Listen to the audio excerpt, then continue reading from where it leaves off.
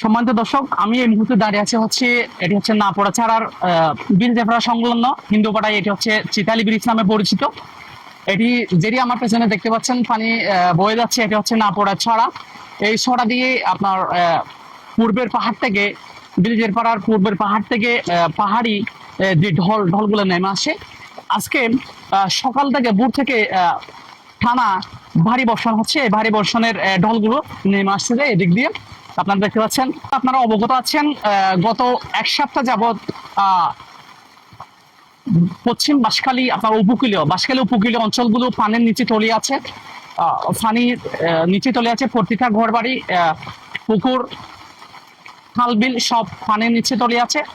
অনেকদিন ভারী বর্ষণের কারণে, এই মাঝখানে দু একদিন বৃষ্টি কমার কারণে কিছুটা পানি কমতে শুরু করেছিল উপকূলীয় অঞ্চলে, কিন্তু আজকে ভোর থেকে আবার ভারী বর্ষণে দেখা যাচ্ছে প্রতিটি ছাড়া দিয়ে যেভাবে পাহাড়ি ঢল যাচ্ছে আবার প্লাবিত হবে এই পুরো বাঁশখালী।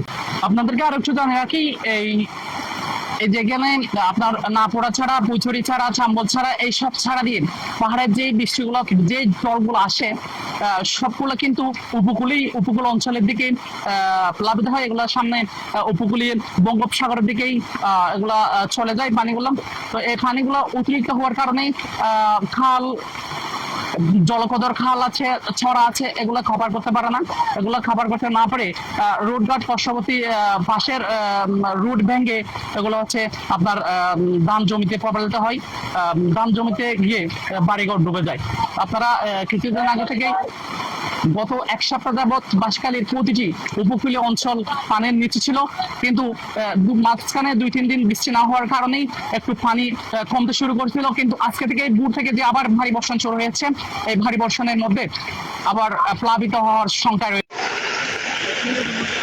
সম্মানিত দর্শক, এটি হচ্ছে আপনার বিলিজের পাড়া থেকে নাপোড়া বাজার যাওয়ার যে রাস্তা, বিলিজের পাড়া হিন্দুপাড়ার এই মেন রাস্তাটি। শিকদার দোকানের পশ্চিম পাশে পাহাড়ি ঢলে পাহাড়ের বাঁধ ভেঙে এসে এই ফাঁস দিয়ে পানি আসতেছে। দেখেন কিভাবে পানি আসতেছে। ভারী বর্ষণের কারণে পানি এসে এই রোডের মাঝখান বরাবর ভেঙে গেছে। এটির সামনে আরেকটি রোড ভেঙে গেছে ব্রিজের পাশ দিয়ে। ছোট কালভার্ট হয়ে পানি চলাচল সম্ভব হচ্ছে না, বিদায় রোডের পাশ দিয়ে, কালভার্টের পাশ দিয়ে ভেঙে গেছে সামনে।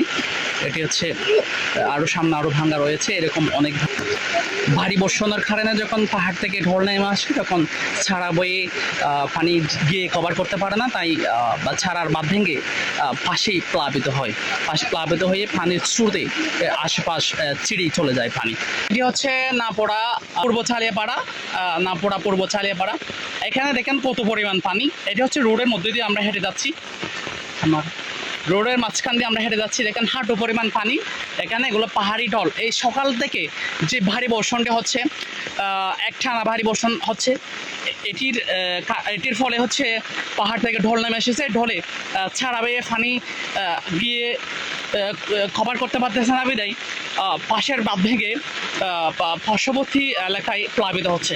এখানে দেখেন, এখানে পর্যন্ত নাপোড়ায় পর্যন্ত কতটুকু পানি, রাস্তার মধ্যে পানি থই অবস্থান।